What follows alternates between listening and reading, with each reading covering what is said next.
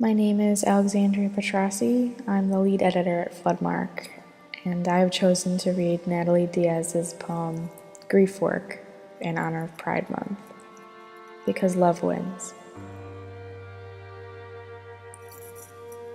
Grief Work by Natalie Diaz. I have gazed the black flower blooming her animal eye, Gacela oscura, negra llorona. Along the clay banks I follow her astonished, gathering grief's petals she lets fall like horns. Why not go toward the things I love?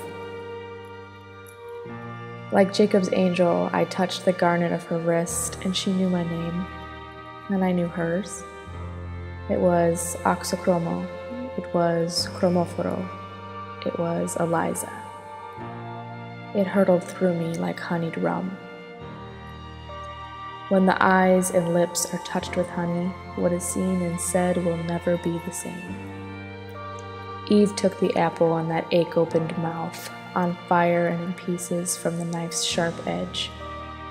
In the photo, her fist presses against the red gold geometry of her thigh. Black nylon, black garter, unsolvable mysterium. I have to close my eyes to see. Achilles chasing Hector around the walls of Ilium 3 times. How long must I circle the high gate above her knees?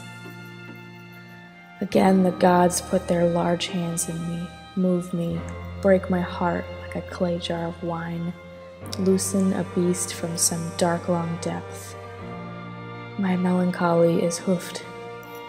I, the terrible, beautiful Lampon, a shining devour horse tethered at the bronze manger of her collarbones.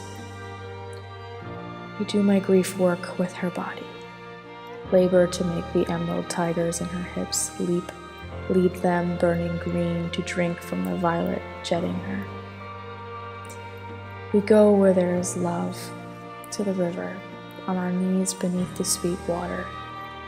I pull her under 4 times, until we are rivered.